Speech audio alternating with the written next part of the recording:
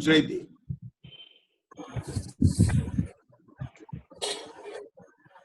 तिरसठ शलाका पुरुष के बारे में। 63 शलाका के अंदर 24 तीर्थंकर, 12 चक्रवर्ती, 12 चक्रवर्ती, 9 बलभद्र, 9 नारायण, 9 प्रतिनारायण और 9 बलभद्र। ये 63 शलाका पुरुष है। अब एक बात है कि नहीं होते। हाँ, 9 नारायण, 9 प्रतिनारायण और 9 बलभद्र।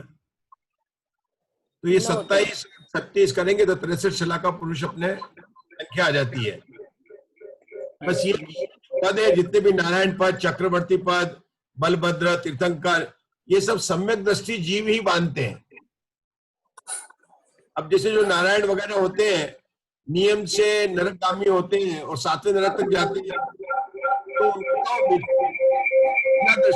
उनका दर्शन छूट जाता है, उनका सम्यक दर्शन छूट जाता है।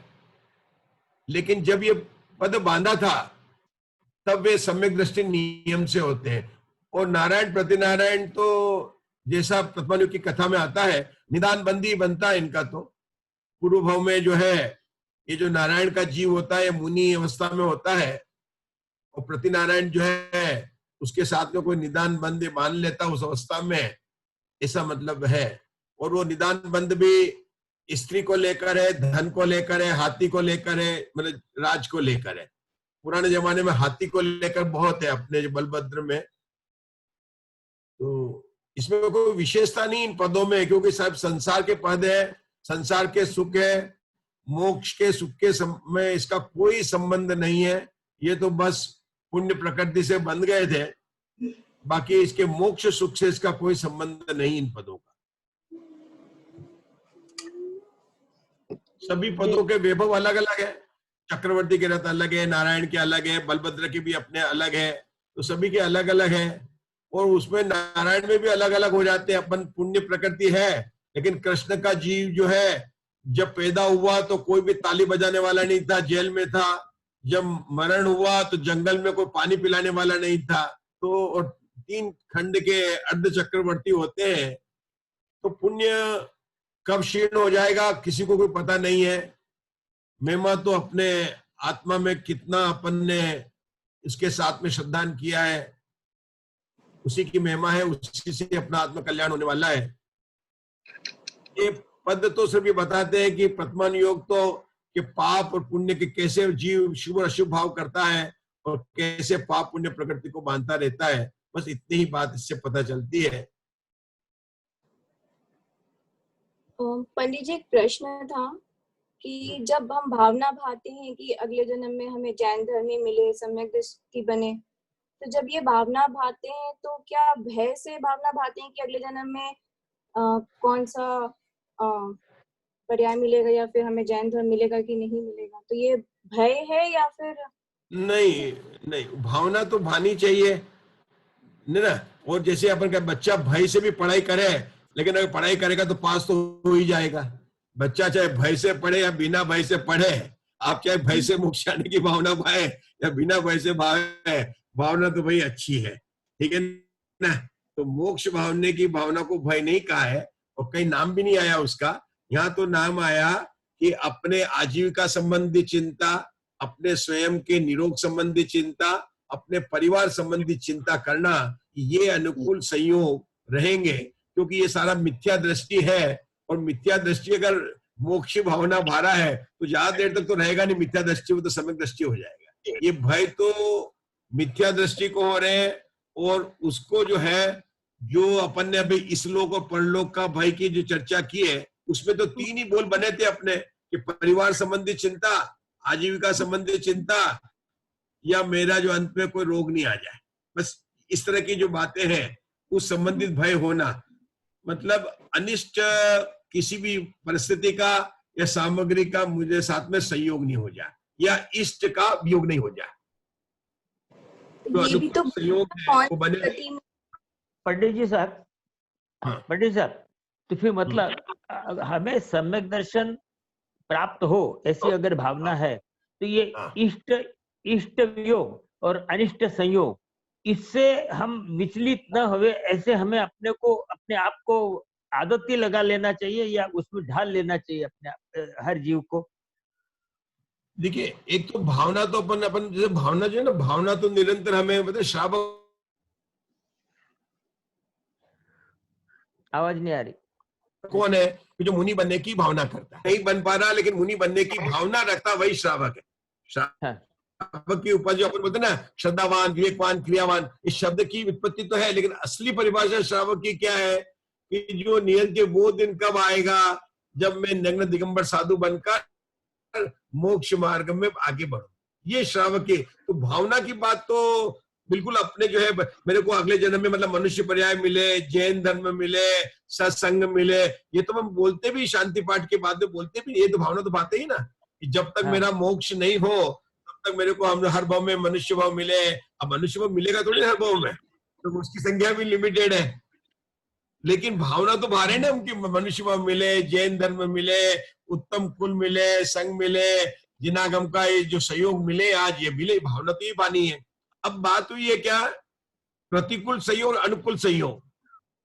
तो प्रतिकूल सहयोग और अनुकूल सहयोग दोनों में अब क्या होता है, जो प्रतिकूल सहयोग होते हैं ना, तब तो हम बड़े वैरागी और धर्मात्मा बन जाते हैं, लेकिन जब अनुकूल सहयोग होते हैं तब जो हमको जो ना उस धर्म की बात नहीं आती है, इसमें अपने को लगता है कि अपन जो मतलब जो ना, तो चाहे प्रतिकूल सहयोग हो चाहे अनुकूल सहयोग हो, दोनों समय हमारी दृष्टि जाती है बाह्य पर, जबकि हमें विचार क्या करना है कि दोनों ही मेरे पूर्व काल में बांधे हुए कर्म का फल है। आज मुझे कुछ सुविधा वगैरह मिली है तो वो भी मुझे पूर्व कर्मों का ही फल है, पूर्व कर्म में जो पुण्य कर्म बांधे थे उसका फल है। तो हमारी दृष्टि वहां पर जाना चाहिए, कर्म के विपाक पर जानी चाहिए। जबकि क्या होता है कि जब संयोग प्रतिकूल हो, दुख हो, तब तो जी फिर भी धर्म लगता है, लेकिन अनुकूल संयोग और प्रतिकूल संयोग दोनों में साम्य भाव रखना है। न पुण्य अनुकूल संयोगों से हर्ष होना है, न प्रतिकूल संयोगों से हमें विषाद करना है। तो हर्ष और विषाद के बीच की जो भावना है उसको भाना है। लेकिन अभी वर्तमान भूमिका में जो चारित्र मोहनी का जो उदय है हमारा, तो हमारी लड़की पास होगी, हमारे लड़के की शादी होगी तो हमें प्रसन्नता होगी, ऐसा नहीं कि नहीं होगी, और हमारा कोई दुख होगा, लेकिन इन दोनों के बीच में पूर्व कर्म के चिंतन करके हमें साम्य भाव रखना है, उदासीन भाव की स्थिति में आना है। और सबसे बड़ी बात है कि दोनों की कब होगा, जितना समय आप अपना उपयोग बाह्य चिंताओं से हटाकर तत्व की चिंता में करेंगे, तत्व निर्णय में करेंगे।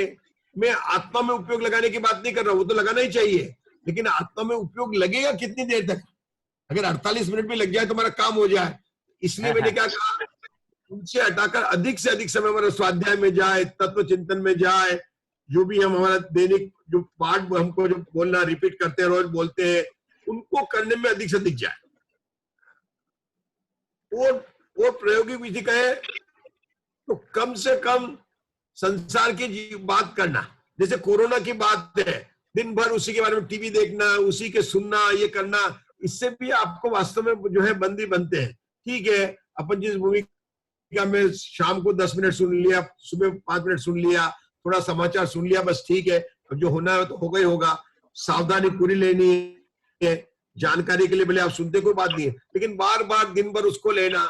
जैसे वो अभिनंदन आया था जब छूट के, तो सारा 3 दिन तक अभिनंदन का ही जो है हमारा जैन है, अभिनंदन है, वो पाकिस्तान से छूट के आ रहा, तो सारे दिन हम लोग उसी टीवी में देख रहे थे। इन सब से अपने को बचना है। आप घर में ये भी कर लें कि अब 2 घंटे में अपने किसी भी रिश्तेदार की बात नहीं करूंगा, क्योंकि अभी घर में क्या है, आप भी है, आपका परिवार भी, कोई बाहर जा नहीं सकता, 4 दीवारों में सब अपन बैठे हुए हैं, तो दिन भर दूसरी बातें हो ना, तो अपने घर में रूल बता दिया कि अब 2 बजे से लेकर 4 बजे तक कोई दूसरी बात नहीं करेंगे। बस यही है, यही प्रैक्टिकल है जीवन का सुधारने का, कि अपना कितना उससे जो उपयोग को मतलब आर्त और रुद्र ध्यान से बचाए। अपन ये भी खुश हो रहे कि हमारे यहाँ तो बहुत अच्छा है, हमारे तो बस सोसाइटी में मतलब जो सारी सब मिल रहा है, कोरोना का है, लेकिन हमारा कोई असर नहीं हो रहा। ये भी रुद्र ध्यान है, आनंद मना रहे हैं, दुख के समय में भी आनंद मना रहे हैं कि हे भैया बाहर, लेकिन हमारे यहाँ तो सब अभी जो है वेजिटेबल वगैरह, मतलब मिल रहा, कहना अलग बात है, उसमें आनंद मनाना अलग बात है। आनंद मनाए तो रुद्र ध्यान हो गया, और नहीं मिल रहा है तो आर्त ध्यान हो गया, और हमें बचना है आर्त रुद्र ध्यान से, बस इतना ही है। चलिए, समय हो रहा, किसी को पूछना तो लॉग आउट करते हैं। हाँ पंडित जी, निदान बंध से क्या तात्पर्य है? निदान बंध, निदान बंध से क्या तात्पर्य है? निदान बंध, निदान निदान, बंध। हाँ निदान। देखो अपनी भाषा बोल रहे हैं, मैं तुझे देख लूंगा, आज तेरा टाइम है, आज आपका समय है, जब मेरा समय, मतलब आप एक जो, ठीक है ना, और आपने दूसरों को मैं बाद में देख लूंगा, ऐसा निदान बंध बांध लिया अपन ने। निदान बंध इसको भी कह सकते हैं कि जैसे मुझे कैंसर नहीं हो जाए, ये नहीं हो जाए, मेडिकल पॉलिसी, वो सब निदान बंध है। मतलब अपन ने खास निदान बंध जो नारायण प्रतिनारायण जो प्रसिद्ध हुए हैं, ये बदले लेने की भावना से, कि वर्तमान में उस जीव की, सामने वाले जीव के से प्रतिकार करने की सामर्थ्यता नहीं है, और वो मन में भावना भाता है कि मैं देख लूंगा तुझे, मेरा भी कभी समय आएगा। ये जो नारायण के जीव होते हैं ना, बड़े भावलिंगी संत होते हैं। आपने देखा ही होगा, महावीर स्वामी का जीव जो नारायण बनाया था ना, तो अपने कजिन ब्रदर के साथ में जो विशाख नंदी था, और ये मतलब ये विश्व नंदी राजकुमार थे, तो मुनि थे, दुर्बल हो गए थे। उसने थोड़ा हंसी से तो मतलब ये बोला, अरे कहाँ गया तेरा वैभव जो आज तुझे बेल गिरा कर चला गया। तो बस उस समय जो मन में आया कि अच्छा तो आज मुझ पर हंस रहा है, तो बस यही बन गया उसका, मैं भी देख लूंगा। तो इस मतलब कहना क्या मतलब है, कभी भी किसी से बदला लेने की भावना नहीं रखना, बेर नहीं करना। क्योंकि बेर क्या है, क्रोध, मतलब बेर तो ठीक है, वो तो क्रोध का अचार को बेर कहते हैं, मतलब क्रोध का मुरब्बा डालो आप तो बेर बन जाएगा। जैसे आप अचार को डालो ना, ऐसे क्रोध को इकट्ठा करो। अचार आप उस समय नहीं खा, थोड़ी देर के बाद में खाते, जो भी मर्यादा का आपका है उसके बाद में खाते हैं, तो वो बाद में उसका बदला लेना, अभी क्यों नहीं ले पा रहे, कोई भी कारण हो सकता है। अभी अपन जब समाज में बैठे हैं, कोई कह सकता है कि देखो ये जीव कैसे है, मतलब अपनी पोजीशन को बचाने के लिए भी हम कभी गुस्सा नहीं करते। सामने वाले के प्रति अपने को अंदर गुस्सा आ रहा है, लेकिन बाहर से अपन व्यक्त नहीं करते हैं, क्योंकि हम जिस सोसाइटी में बैठे हैं, सब लोग क्या कहेंगे, अपनी इज्जत है, अपने समाज में प्रतिष्ठा है, इसलिए नहीं करते, उसमें चुप रह जाते, गम खा जाते। ये सब बेर ही है, उपशम भाव है। इसका मैं ये नहीं कह रहा हूं कि आपको गुस्सा करना उस समय, है ना इसका मतलब ये नहीं है, मतलब अपने मन में किसी के प्रति भेदभाव को बढ़ाना नहीं।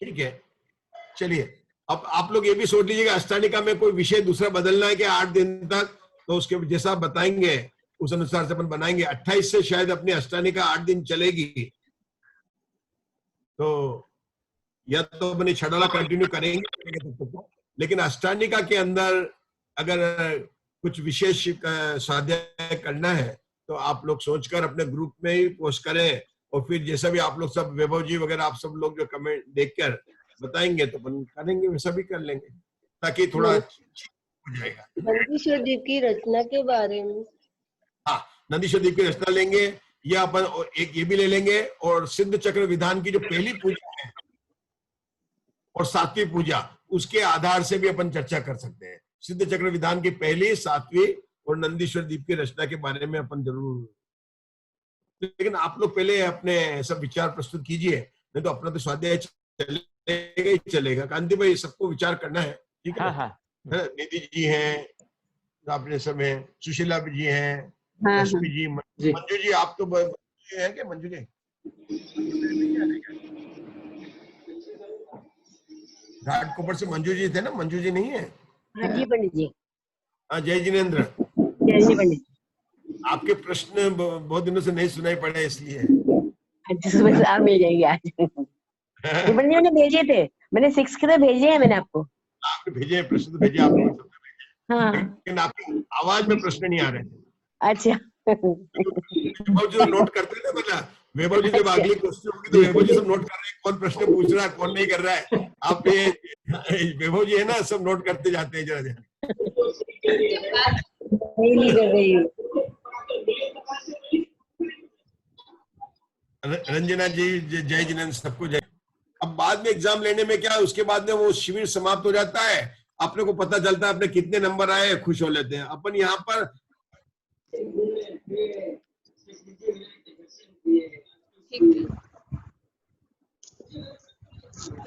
स्वाध्याय के बाद में अपन प्रश्न बना रहे हैं। जैसे आज जो था मेरा प्रश्न था ना कि सम्यक दृष्टि जीव निशंक होता है, उसका अनर्पित बनाइए।